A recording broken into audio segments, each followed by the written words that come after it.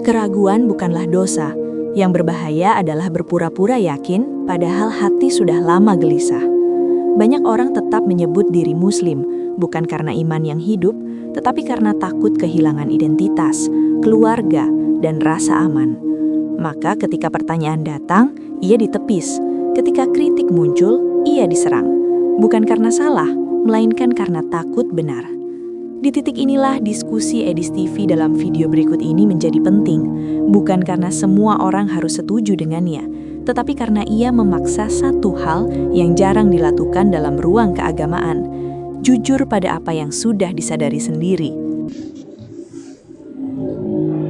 Ya, Mida, kamu Islam, tapi tetap saja saya ucapkan selamat memasuki tahun baru 2026 ya.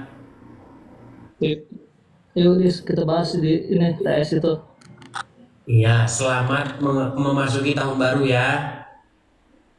Siap, sama-sama Dis. Sama-sama. Ya, gitu dong. Kita punya bentar, Mida. Aduh, Mida, ini 2026 loh. Masa nggak ada perubahan? Mida, apa kesan-kesan kamu sebagai seorang Muslim nonton channel Edis TV, kemudian apa nih pesan kamu kepada Edis TV untuk 2026? Silakan. Kalau nonton kau ini banyak ininya Dis, banyak ngarangnya, banyak konyolnya. Banyak ngarangnya, banyak konyolnya. Oke, contohnya Mida, apa itu ngarang dan konyolnya di 2025 yang paling berkesan sama kamu? Silakan. Iya kemarin kau bilang itu katanya haji adalah artinya naik. Haji itu kan artinya kan ziarah Dis. Artinya haji itu mengunjungi, berziarah. Iya, mengunjunginya itu naik atau turun. Makanya kan istilah naik haji bukan turun haji. Kamu tuh gimana? Gini, Mida. Gini loh, Mida. Haji itu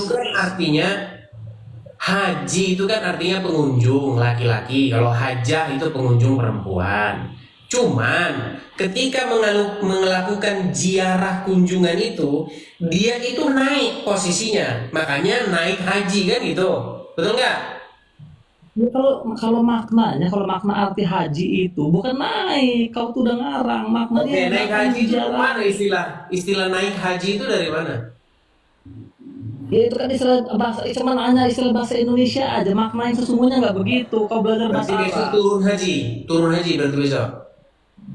Iya kayak terserah kau, cuma kasih makna haji kayak begitu.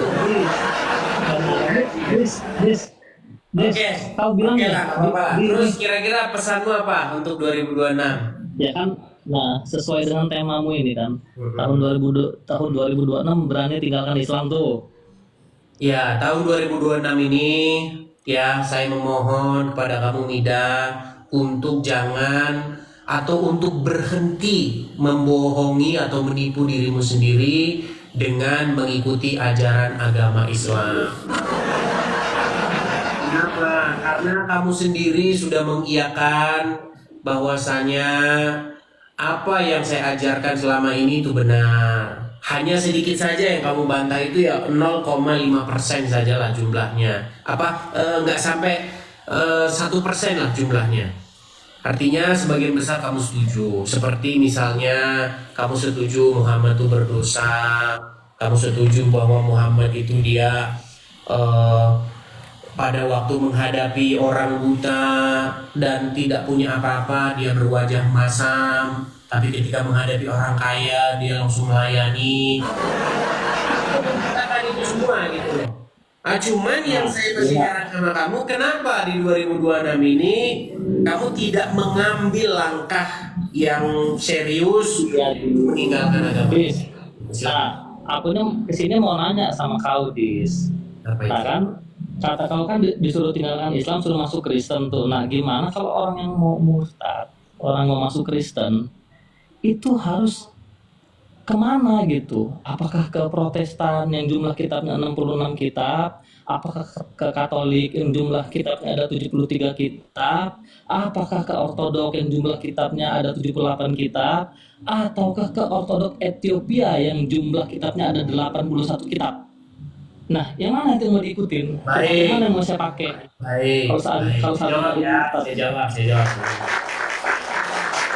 Tapi teman-teman, ini juga yang menjadi masalah bagi orang Islam. Jadi orang Islam ini itu adalah orang-orang yang penting jumlah kitabnya sekian nanti masuk surga. Saya kasih tahu. Tenang, Mida. Kamu kan nanya sama saya, biar saya jawab, Mida. Gini, Mida. Ya, Diselamatkan itu bukan karena jumlah isi kitabnya berapa. Contoh misalnya Kristen Protestan itu jumlah kitabnya lebih sedikit ketimbang Katolik. Katolik itu ada kitab tambahan seperti Deuterokanonika. Di situ ada Makabe, ya, di situ ada dan lain sebagainya. Begini, mau kitabnya nambah, mau kitabnya berkurang atau tambah 2, kalau Anda tidak serupa dengan Tuhan Yesus, Anda miripnya dengan Muhammad, serupa dengan Muhammad, tetap saja Anda itu ke neraka jahanam. Jadi begini Mida, kalau saya masuk Kristen, masuk kemana? Kalau kamu masuk Kristen, artinya kamu harus hidup serupa dan segambar dengan Tuhan Yesus. Kamu nggak perlu mikirin yang sulit-sulit. Nggak usah kamu pikirin gimana ya hidupnya, singgasananya gimana ya, terus kemudian ininya bagaimana. Itu bukan urusan kita. Hal-hal yang supranatural yang tidak bisa kita pahami, itu bukan urusan kita. Yang menjadi urusan kita adalah umat manusia, supaya kita semua menjadi segambar dan serupa dengan Yesus. Bagaimana kita menjadi makin hari makin mirip dengan Yesus, jangan makin hari makin mirip dengan Muhammad. Jangan tidak. Jadi kamu mau Ortodoks, mau Katolik, mau Protestan, mau Kristen Ethiopia, nggak masalah. Yang penting kamu mirip dan segambar dengan Tuhan Yesus. Begitu.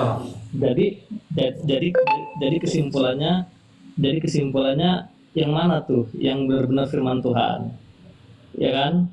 Kamu udah lari kemana-mana. Tadi kamu bilang saya masuk Katolik apa Protestan apa Ortodoks. Saya bilang kamu masuk Katolik nggak apa-apa, masuk Ortodoks nggak apa-apa, masuk Protestan nggak apa-apa. Poinnya itu adalah ketika kamu jadi Katolik, ketika kamu jadi Ortodoks, ketika kamu jadi Protestan, kamu makin mirip dengan Yesus apa makin mirip dengan Muhammad?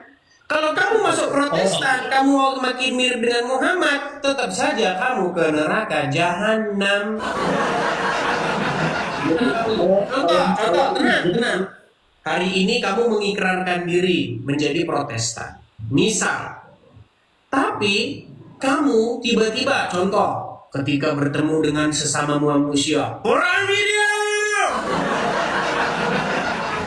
Terus, ketika ada orang miskin, karena tidak seiman, tidak boleh diberi makan. Itu namanya kamu bukan menjadi mirip dan segambar dengan Yesus. Saya kan sudah bilang, jantung atau inti kekristenan itu, pengajaran kekristenan adalah supaya kita segambar dengan Yesus. Begitu. Udah mirip dengan Yesus. Gitu. Itu intinya. Yang maksud kau mirip dengan Yesus itu gini ya. Apakah yang seperti ini, yang mirip dengan Yesus itu yang rasis, yang mengatakan orang bukan Yahudi itu anjing, guguk. Yang mana?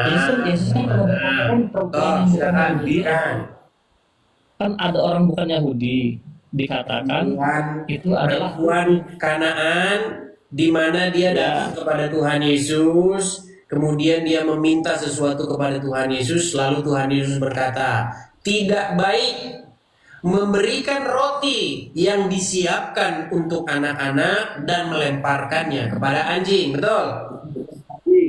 Betul. Rasis Yesus ya. Lalu perempuan itu sendiri berkata, tetapi anjing-anjing itu tersebut makan dari remah-remah tersebut. Baik.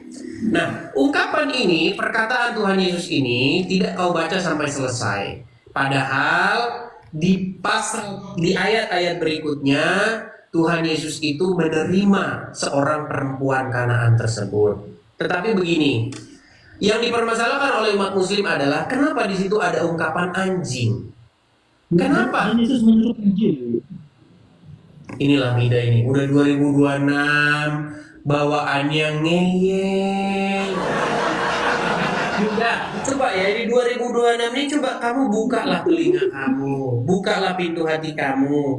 Jangan kebanyakan ngeyel dulu. Gini, kamu harus paham yang namanya peribahasa.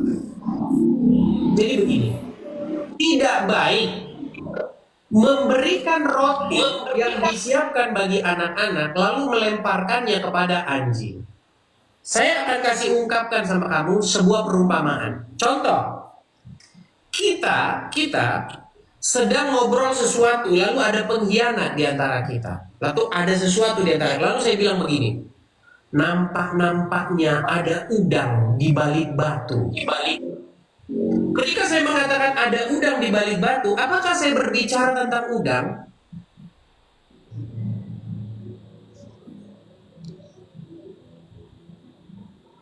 Tulis. Nah, pura-pura ngelak dia. Nah, kamu yang pura-pura ngelek. Ketika saya berbicara kepada kamu, ada udang di balik batu atau misalnya gini, anjing menggonggong kafilah berlalu. Apakah itu saya sedang berbicara mengenai anjing yang menggonggong? Dis, ingat ya, aku ajari kau.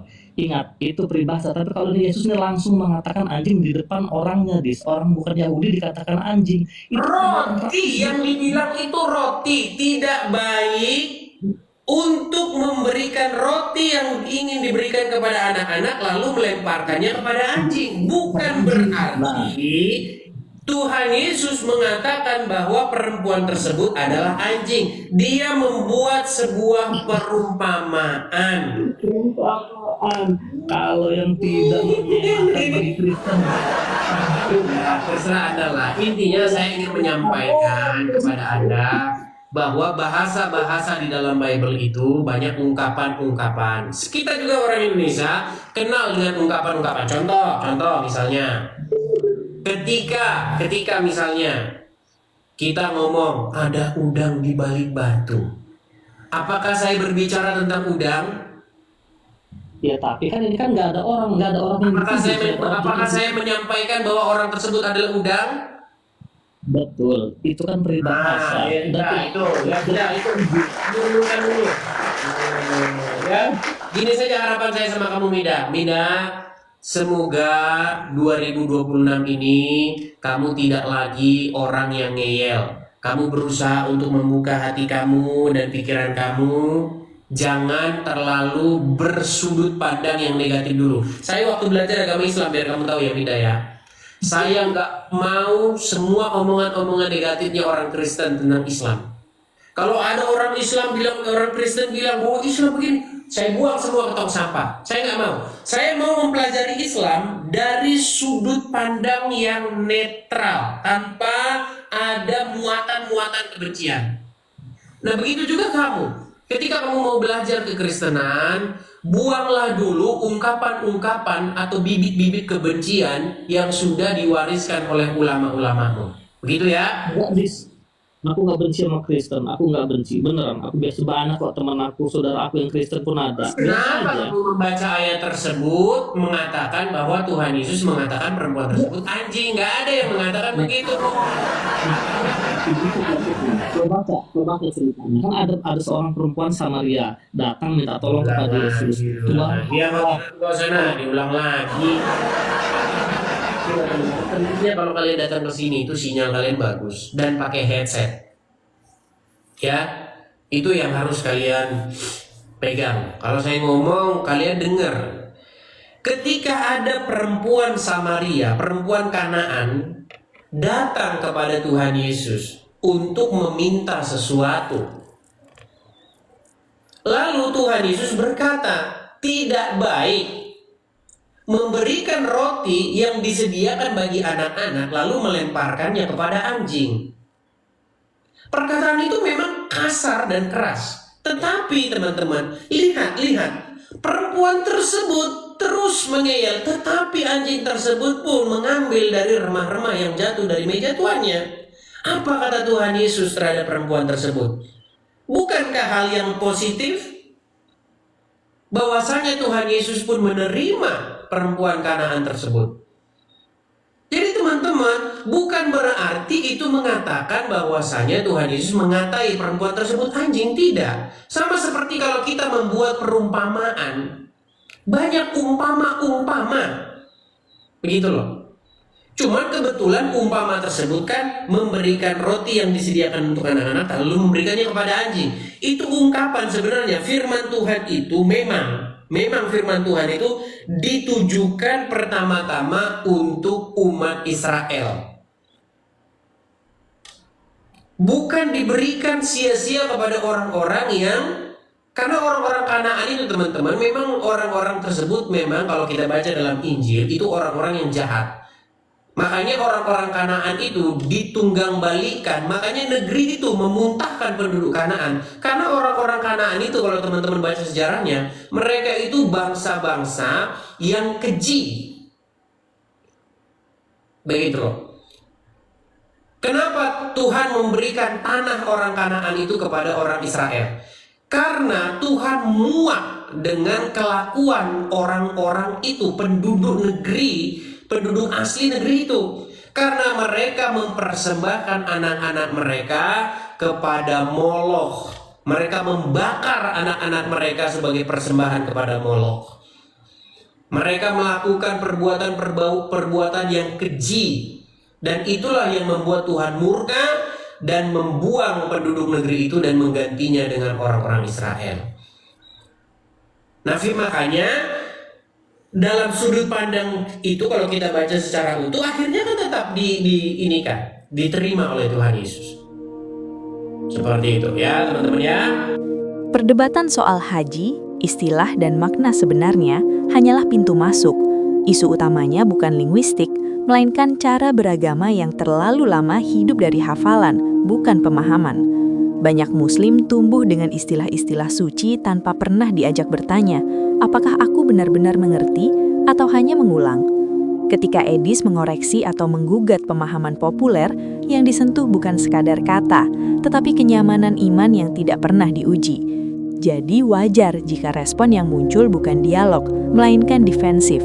Sebab bagi banyak orang, mempertanyakan pemahaman agama terasa sama dengan mengkhianati Tuhan. Padahal sejatinya, Tuhan tidak pernah takut pada pertanyaan jujur. Poin terpenting dari Edis bukanlah soal istilah naik haji, melainkan keberanian untuk berkata, jika kamu sudah mengakui banyak kritik itu benar, sampai kapan kamu menipu diri sendiri? Ini bukan paksaan, ini cermin.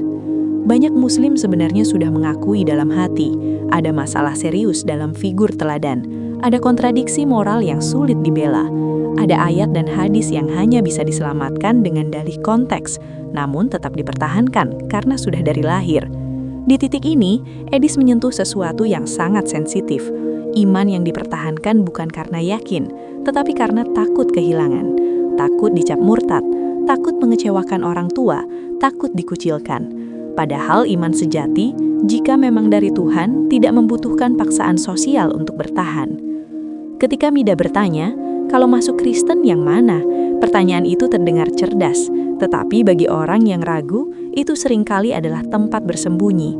Fokus pada jumlah kitab, denominasi, dan perbedaan kanon seringkali menjadi alasan untuk menunda keputusan batin yang sebenarnya sudah lama diambil.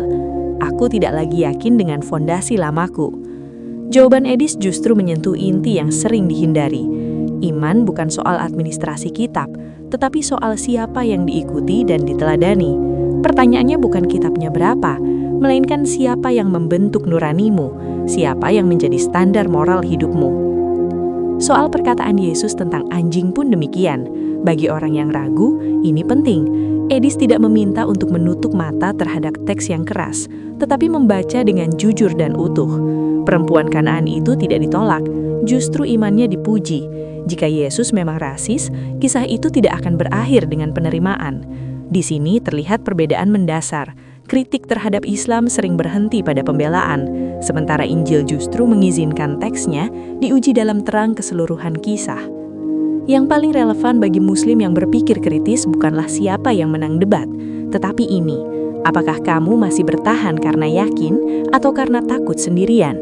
Edis tidak sedang berkata, kamu harus pindah agama sekarang. Ia berkata, berhentilah berbohong pada diri sendiri.